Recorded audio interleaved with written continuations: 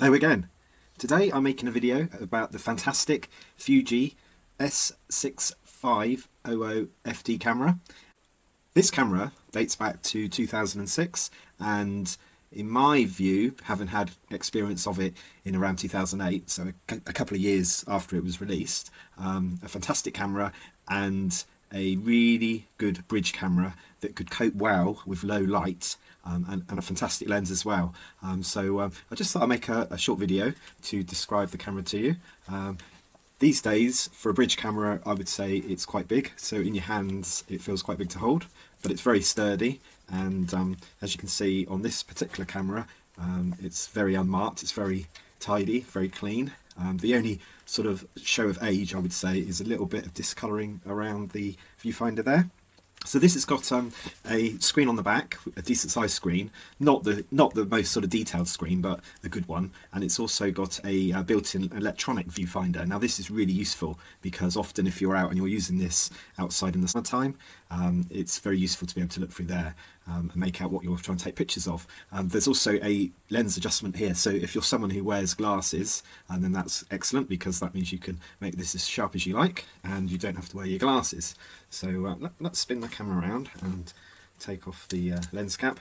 So the lens itself is pretty good. It's a pretty reasonable lens. It's a 2.8 to 4.9 and it's about a 10 times optical, so it says on here 10.7 times optical. The lens is a manual lens, as you can see, and it's balanced really nicely. It feels quite heavy at the moment, even though there's no batteries in here, so I'll show you where the batteries go in a minute. So compared to some cameras these days, it's reasonably straightforward, so there's not too many buttons, not too many controls, so it's one that you can definitely pick up and use, and you can use it quite effectively in auto mode. But you probably will want to crank up the ISO and take those great pictures in less than ideal conditions. So in more low light conditions, this camera, for its time, it really coped well, and this is because of the Super CD chip, and there's a little identifier on here, like a little badge, and that is basically showing you the Super CCD logo. And this was probably the best generation as well, because there were quite a few generations, and around this time there were other cameras that Fuji released, compact versions with this particular chip. So it's a 6.3 megapixel, which doesn't sound a lot, but it really does serve the right kind of balance for having decent pictures that are captured with little to no noise. So that's really good.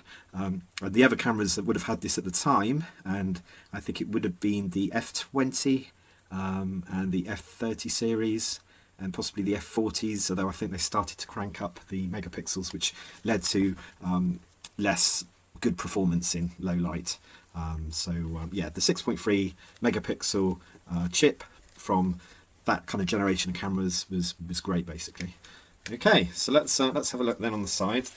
So we have here power going in, so there's a 5-volt option to run it, and it looks like there's a USB there as well, as you can see. Now I'm not going to pull that right off because often these rubbers deteriorate and I don't want to snap that off.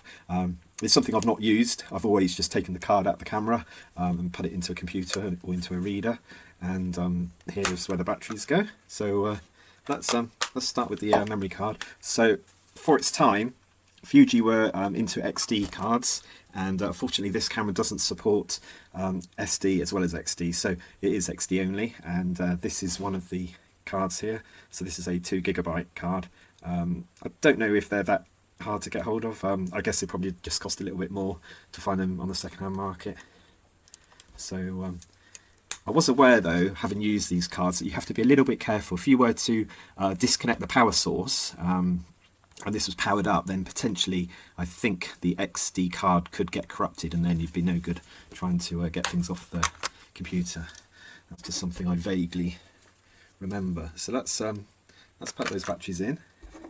So I've got some rechargeables here.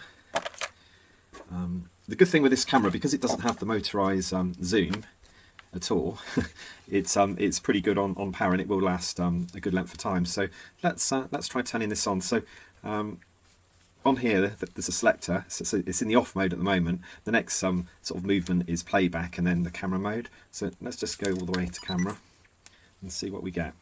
So it's saying in here 2006, and that would have been the year of camera manufacture. So let's bring that right up to date. So many years have passed, haven't they? There you go. So we shall go for the second, and what date is it today? It's not the 14th. I think that was Tuesday, wasn't it? 15, 16, 17, 18, 19. Maybe it's 20 today. We'll try the 20. Okay, and let's go for time. So yeah, I'm right. It's 20. It's 12:37. So let's go to our PM, and let's go to 37. Now it's got this kind of annoying beep. You can get rid of that beep or make it quieter, I think. So let's just stick it on 37. Okay, there you go. So it's saying card error now. Why is it not happy with that card?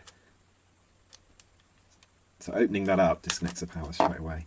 And it might be because the card's got a little bit of grease on the connector. That seems happy at that time. Okay, so you can see the camera, the sensor still seems great, which is good from that particular vintage. And yeah, let's try the zoom. Not that there's not much to zoom to show you here. Okay, and let's have a look at the top of it.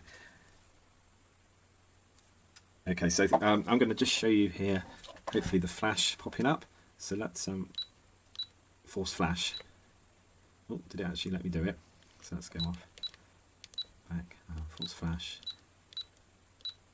Oh, okay.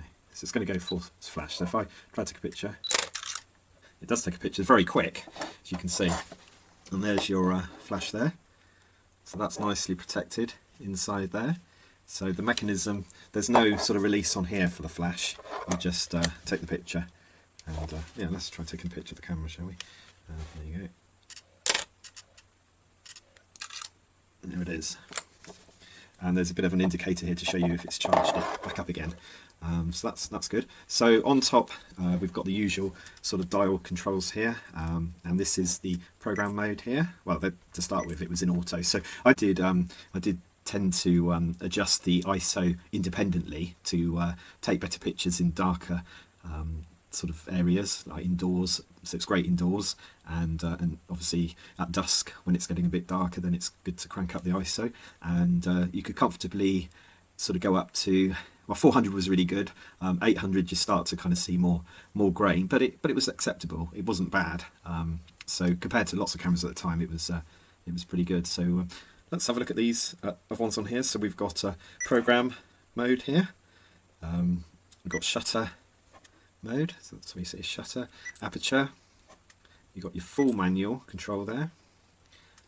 Video mode. Now this came in two flavours, 640 by 480, and both of those modes were 30 frames a second, and you could obviously record zooming in and out, but any kind of movement on here may have been picked up by the microphone. So the microphone is just right here by the lens, so that was quite good.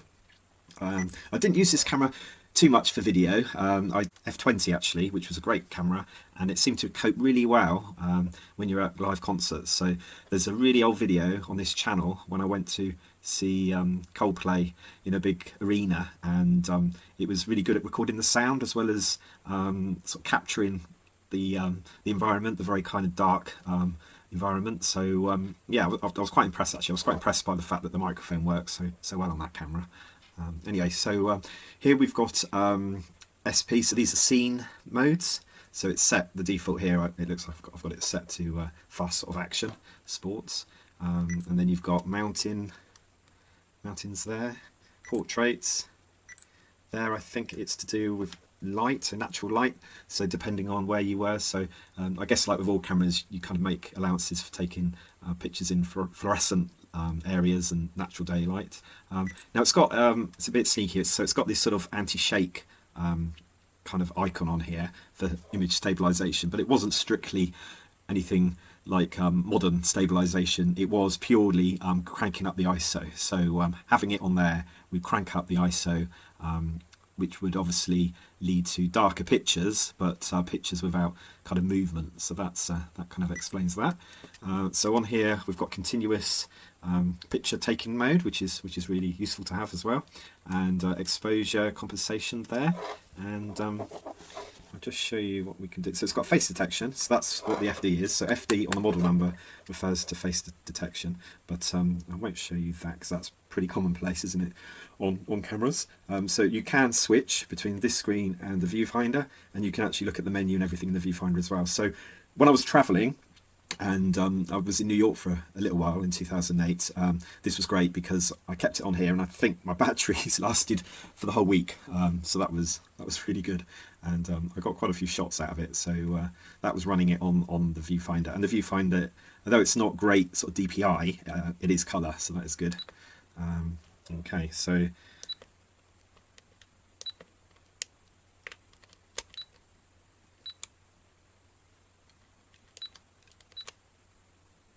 Okay, so some other things on here to look at. We've got the macro here. So it's pretty good for macro photography. So you can select your macro, you can change the operation of the flash, and you can also kind of go into the menu and go up and down and things. And this display back is just for doing like sort of the thirds rule of photography, and kind of getting rid of clutter on the screen, that sort of thing. So let's just go through the setup, and you can just kind of see what we've got. Try to hold that a bit. There you go. So just going through the menu.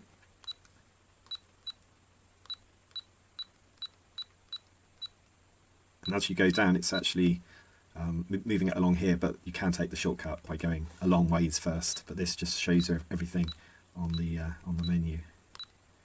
And there's also the Fuji, if we go back to it, this menu here. So this one will allow you to set the megapixels and to use the auto or a manual ISO setting. So it all depends on how you've got the camera set up.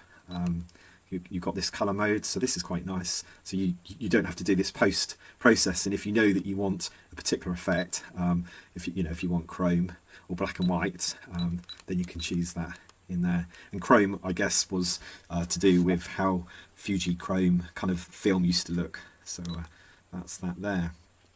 This one, this is like a digital zoom. That's what that is. Not used that actually. I've always used the optical. So I think that's explained most of the camera really. Oh, just missed something this side. I should just show you. So this is all to do with your metering. So you've got continuous spot and MF as well. And there's the lens.